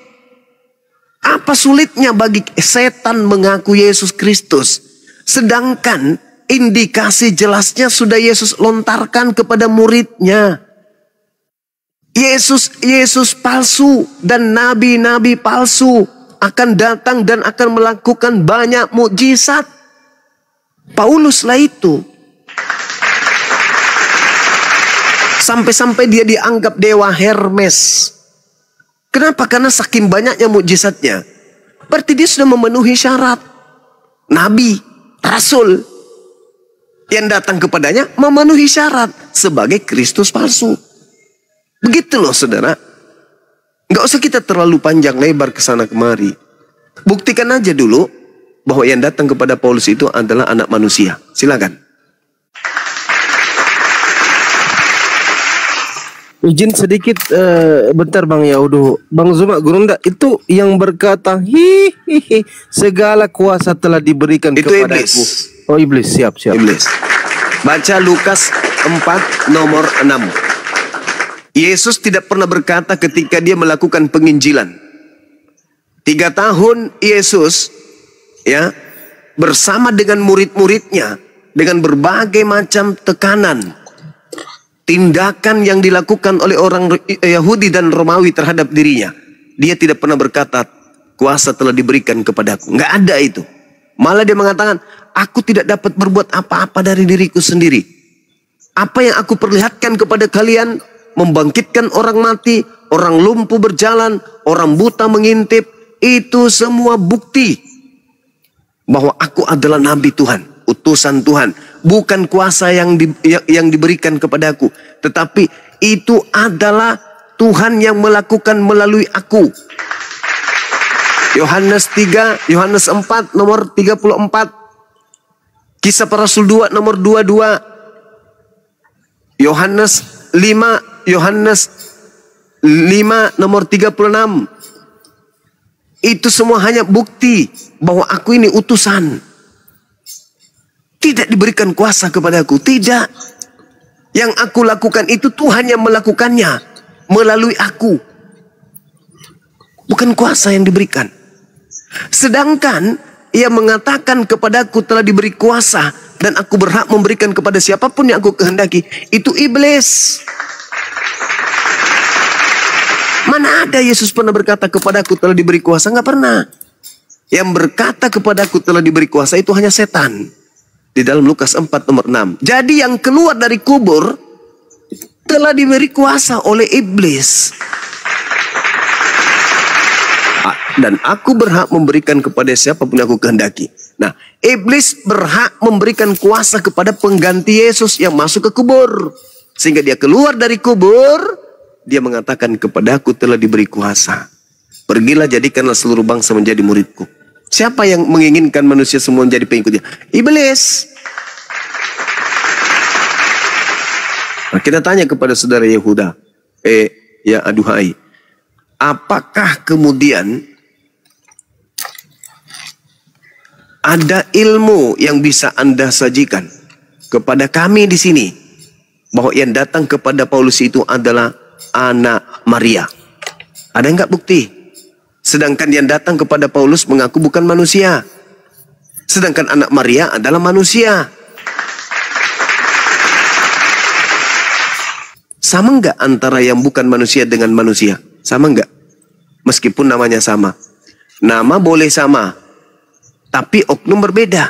Nah, coba saudara ya aduhai, coba kau buktikan kepada kita yang ada di sini bahwa yang datang kepada Paulus itu adalah anak Maria. Silakan. Oke. Tadi saya sudah membantah satu poinnya, itu tidak sinkron Lukas dan Kisah Para Rasul. Itu yang pertama. Poin yang kedua, dan karena Bang Zuma bersikeras meminta bukti selain itu, maka saya mengatakan di dalam Yohanes 8:12 itu yang berbicara adalah cahaya itu. Siapakah dia itu? Akulah terang dunia. Barang siapa yang mengikut aku, ia tidak akan berjalan dalam kegelapan. Oke, di sini ada dua kalimat, ya.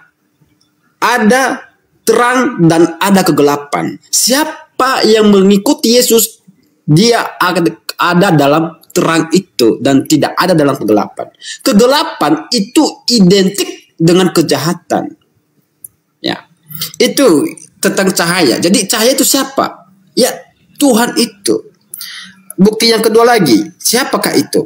Di dalam Ibrani 1 ayat yang ketiga, ia adalah cahaya kemuliaan Allah dan gambar wujud Allah dan menopang segala yang ada dengan firman-Nya. Apakah kurangkah ayat-ayat yang saya terangkan itu? Udah 3 poin saya membuktikan bahwa siapa yang datang kepada Paulus itu adalah Sang Kristus itu, Sang Mesias itu, yang datang kepada orang yang berdosa, yang membuat orang berbalik kepada Sang Tuhan, sehingga dia bertobat, meninggalkan yang lama, menjadi ada hidup yang baru. Itu adalah Kristus. Nah, jadi saya udah memberikan poin. Kalau nanti tidak berterima lagi, ya, saya udah 3 kali memberikan bukti bahwa itu adalah Kristus. Nah, jadi kalau saya kembali ke, ya, jadi kalau saya kembali, ya, tentang kegelapan, itu identik dengan yang namanya kejahatan. Ya, di mana di dalam Lukas itu menawarkan tentang kerajaan dunia, kemuliaan dunia. Ya. Dan tergenapi. Kenapa? Di dalam Lukas 4 itu iblis tidak berhenti menggagalkan karya keselamatan. Di dalam ayat 13 itu dia mengatakan dia menunggu waktu yang baik. Artinya dia tidak berhenti sampai di situ. Dia akan terus menggagalkan karya keselamatan itu supaya orang tidak percaya kepada Kristus itu. Dan di mana tergenapi? Ya, tergenapi ketika di abad ke-7, di mana dia menyesatkan, datang melalui goa-goa. Loh, itu loh. Karena di situ dia menawarkan tentang kenikmatan. Dia menawarkan hal-hal yang duniawi. Bukankah itu tawarannya diberikan kepada Kristus dan Kristus menolaknya? Tetapi abad ke-7 menerima bahwa ini ada kebenaran. Jadi itu kan dua hal yang berbeda.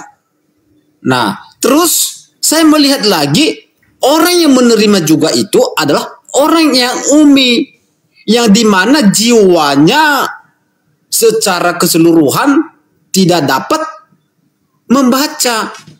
Kalau Yesus tadi Abang Zuma mengatakan, kami ini adalah yang mengikuti Kristus karena kami disunat, karena kami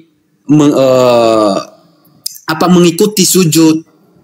Bukan seperti itu yang dikatakan Tuhan Yesus.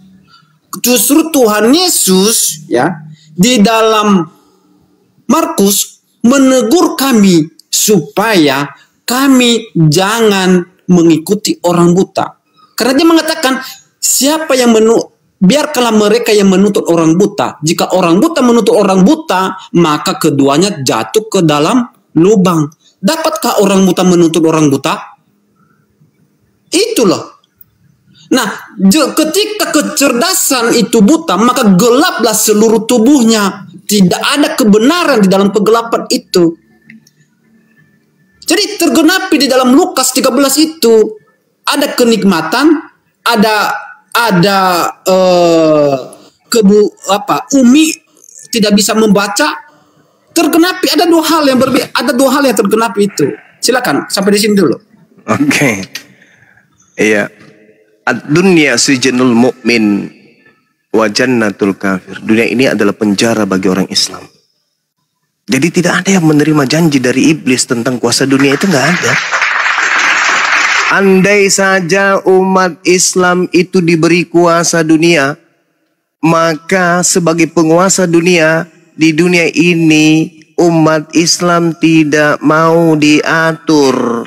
Kenapa? Karena dia yang menguasai dunia. Mari saya buktikan kepada saudara, siapa yang menguasai dunia ini. Yang pertama, Roma 5 nomor 20. Tetapi hukum Taurat ditambahkan supaya pelanggaran menjadi semakin banyak. Dan di mana dosa bertambah banyak, di sana kasih karunia menjadi berlimpah-limpah.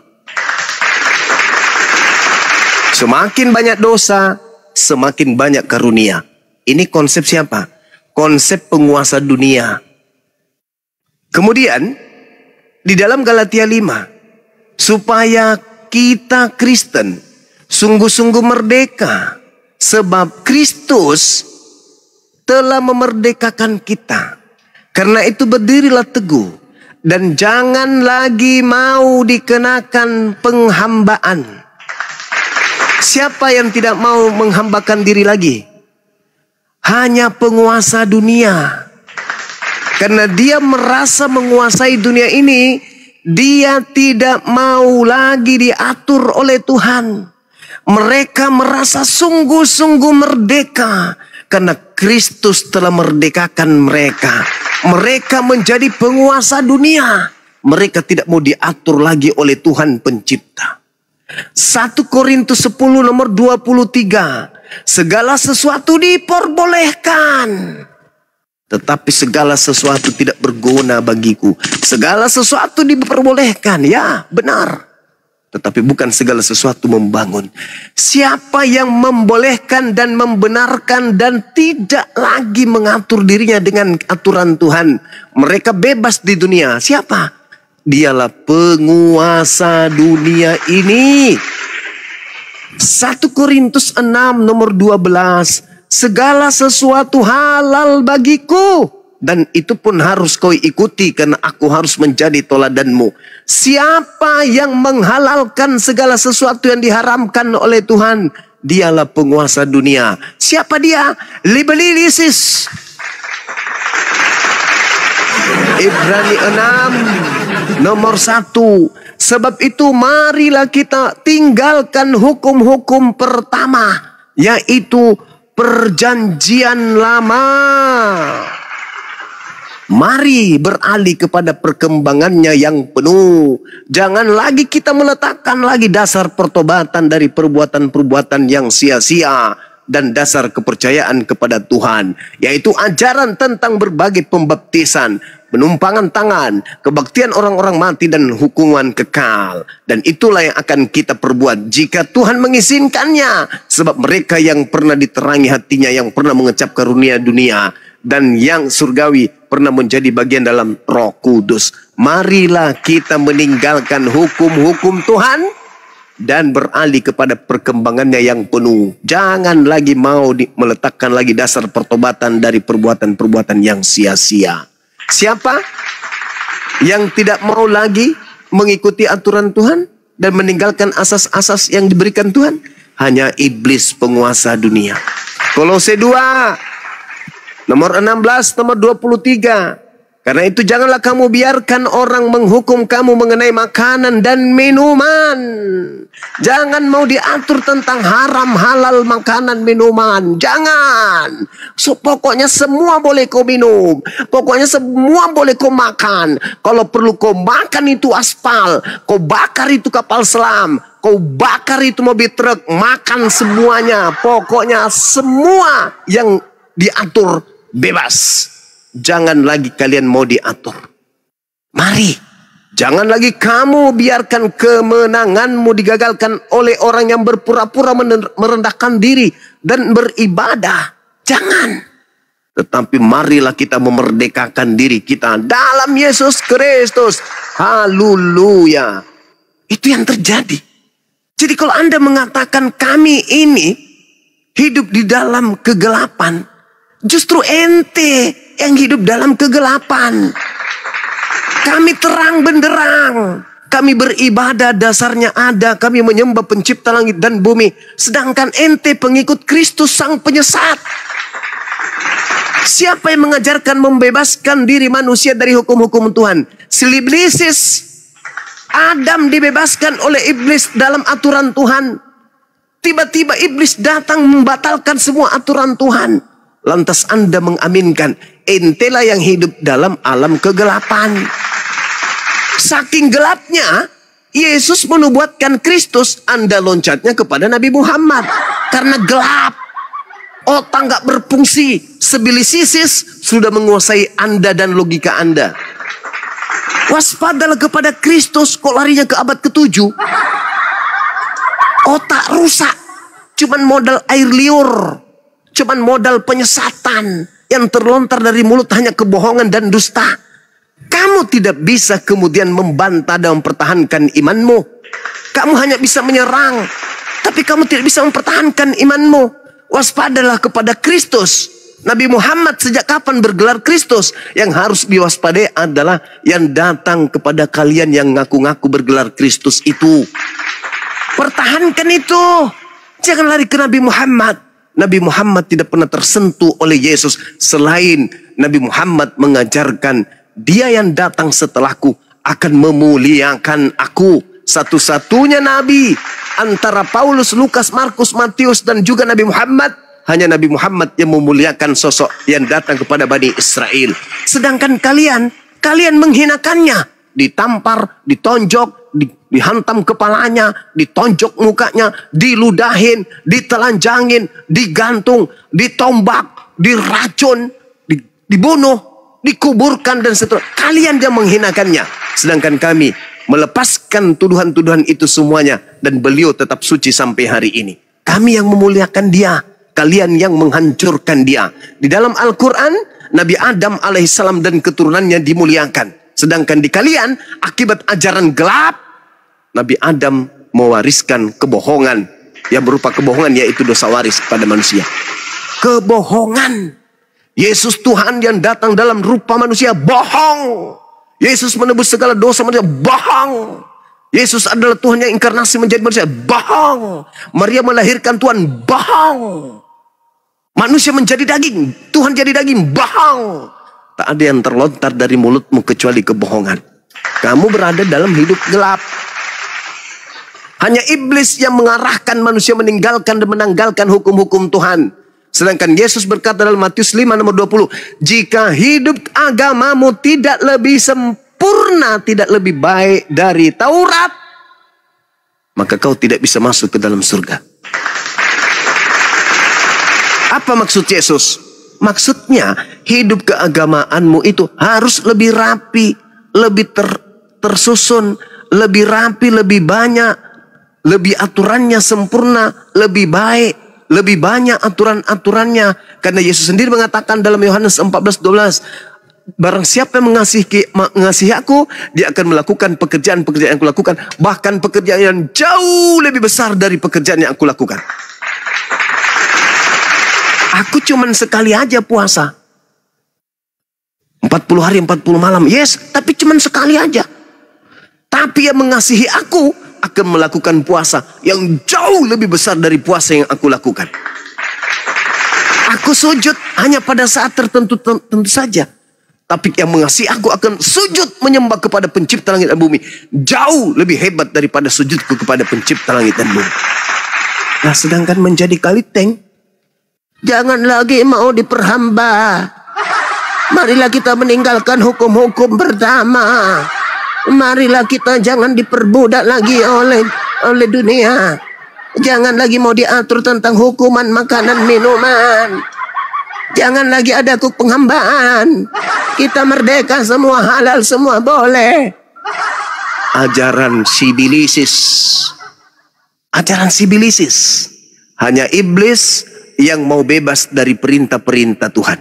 Nah, nasihat saya kepada ya aduhai, daripada Anda mempertahankan akidah agama Anda yang begitu rapuh, mending Anda berubah jadi kera. Itu lebih bagus, karena kera tidak dikena hukum. Atau jadi gorila, atau jadi padale, daripada jadi manusia, tetapi Anda manusia jasadnya, tapi tipikal agama Anda jauh lebih hina daripada seekor ayam betina.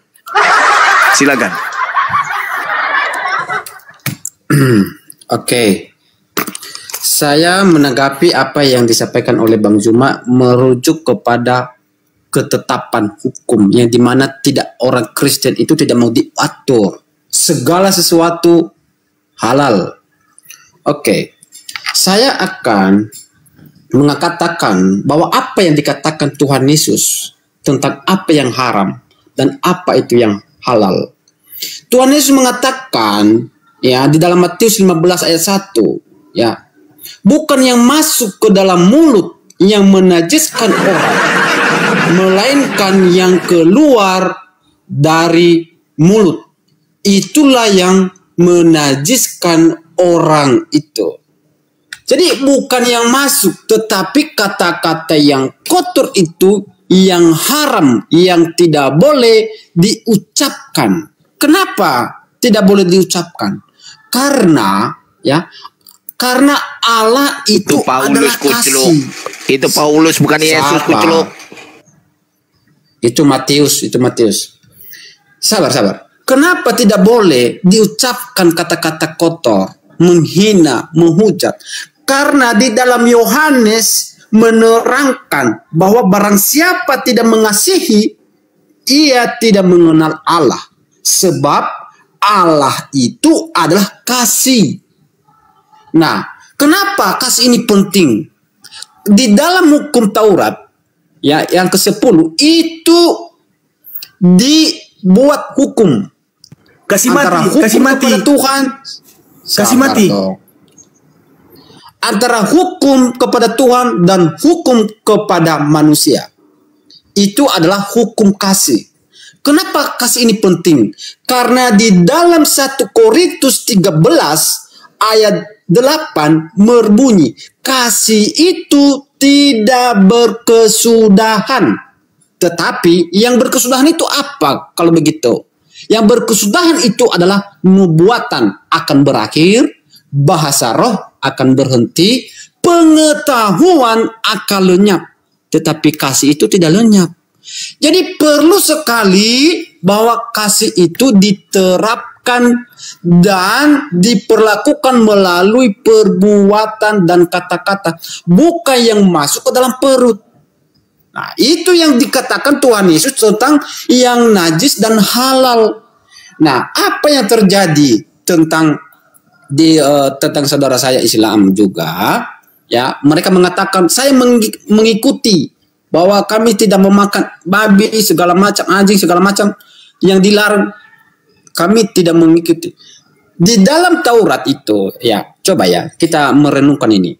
Di dalam Taurat itu ada beberapa poin yang mungkin bagi saudara dilarang, tetapi saudara melakukannya. Apa itu? Di dalam hukum kepada sesama manusia, poin yang ke-6, janganlah membunuh. Tetapi di dalam saudara Islam, perangilah orang yang tidak beriman kepada Allah, dan persempitlah. Sabar dong. Enggak, ini kan jangan sampai melebar lagi. Ini kan enggak, Anda sudah dijelaskan tadi sama Bang Zuma. Nah ini kan ini kan lucu. Kalau saya masuk ke ranah imanmu kan Enggak mau kalian kan kalau saya izin teman-teman ya yang Kristen izin teman-teman. Adil, makanya saya nggak mau diskusi sebenarnya di sini. Harus cerdas izin. Gurunda mungkin bisa tiktokan aja Bang Zuma biar tidak nyebar kemana-mana. Nanti saya tanya dulu. Tabrak tembok. Penyesat yang harus diwaspadai oleh Bani Israel menurut Yesus itu gelarnya Nabi Muhammad Sallallahu Alaihi Wasallam atau Yesus Kristus. Jawab. Coba diulang lagi, Bang. Penyesat yang harus diwaspadai oleh murid Yesus itu penyesat yang bergelar Sallallahu Alaihi Wasallam atau bergelar Kristus. Di dalam Bible mengatakan yang menyakal Kristus itu adalah penyesat itu. Yang harus diwaspadai oleh murid Yesus, bukan penyangkal. Yang harus diwaspadai oleh murid Yesus, penyesat. Nah, penyesat yang harus diwaspadai itu bergelarnya Kristus atau Sallallahu Alaihi Wasallam. Jawab. Yang menyamar Kristus. Nah, yang menyamar. Yang menyamar Kristus. Ada nggak? Ada nggak? Ada. Loh, mana buktinya? Yang datang ke Paulus. Boleh, mana sinkron nggak dengan Lukas yang kamu 2 Yohanes 1 nomor 7. Siapakah penyesat itu? Bukankah dia yang pergi ke seluruh dunia, yang tidak mengaku Yesus datang sebagai manusia? Itulah si penyesat, itulah si antikristusnya. Siapa yang datang kepada Paulus? Menurut Paulus manusia atau bukan? Manusia. Di mana dalilnya itu? Galatia 1 nomor 11 nomor 12. Aku menerima Injil bukan dari manusia, tapi dari Yesus. Siapakah penyesat itu? Bukankah dia yang tidak mengaku Yesus Kristus datang sebagai manusia? Paulus tidak mengaku kalau yang datang kepadanya adalah manusia, tetapi Yesus Kristus yang bukan manusia. Berarti dialah sang penyesat tersebut.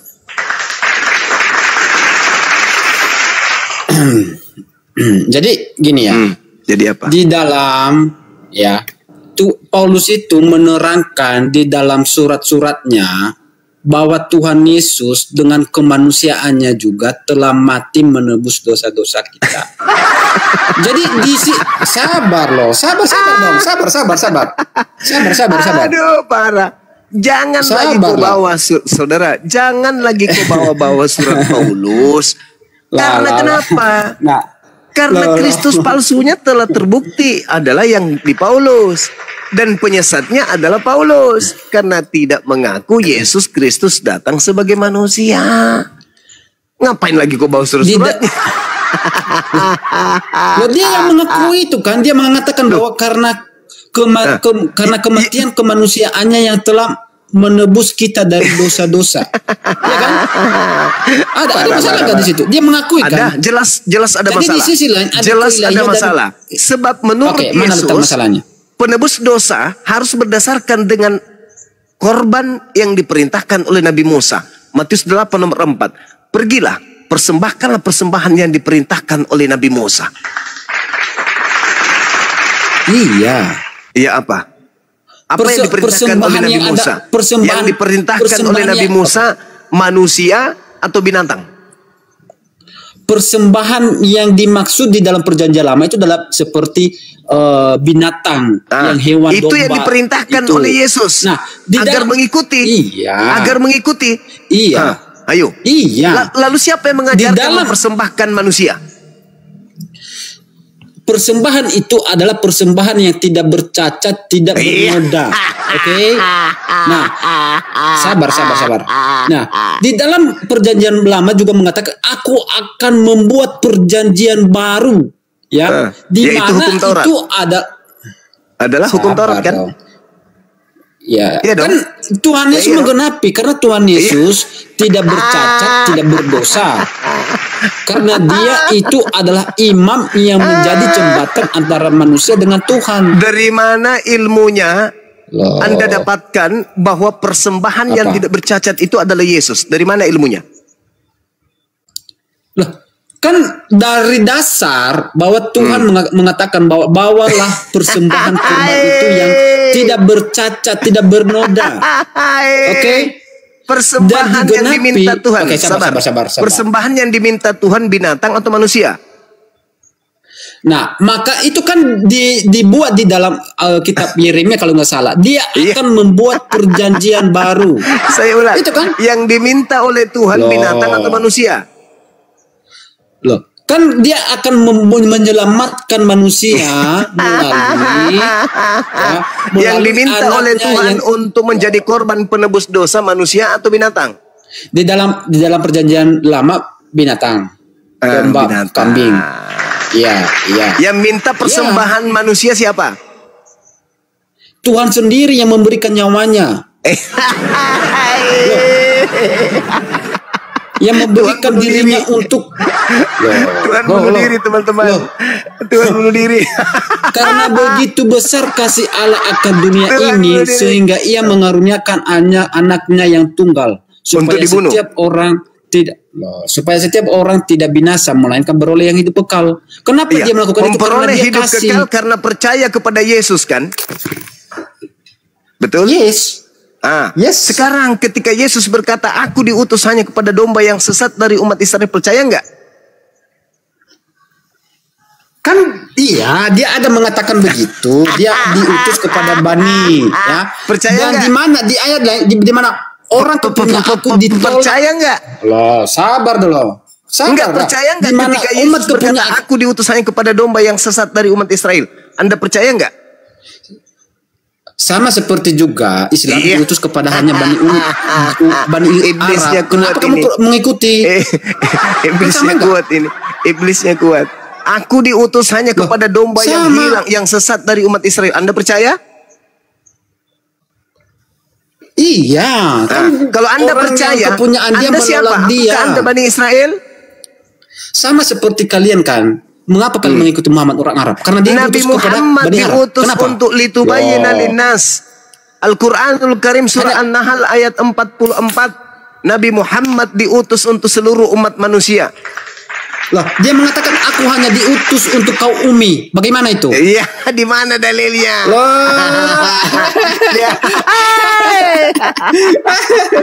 Allahu Akbar, Masya Allah. Kenapa kamu mengikuti? Mengikuti dia? Bukankah dia itu diutus kepada Bani Ummi? Allahu Akbar, Masya Allah. Mana dalilnya? Mana dalilnya? Oke. Saya akan cari. Ya, baru mau cari. Allahu Akbar. Iya kan gini loh. Soalnya tema kita kemana-mana. Bisa nggak kalau bicara? Soalnya tema kita ini kemana-mana. Jangan bermodal kamu pakai dalil. Kamu yang kemana-mana. Iya, oke. Anda mengatakan percaya kepada Yesus peroleh hidup. Ketika Yesus berkata, aku diutus kepada domba yang sesat dari umat Israel, Anda percaya?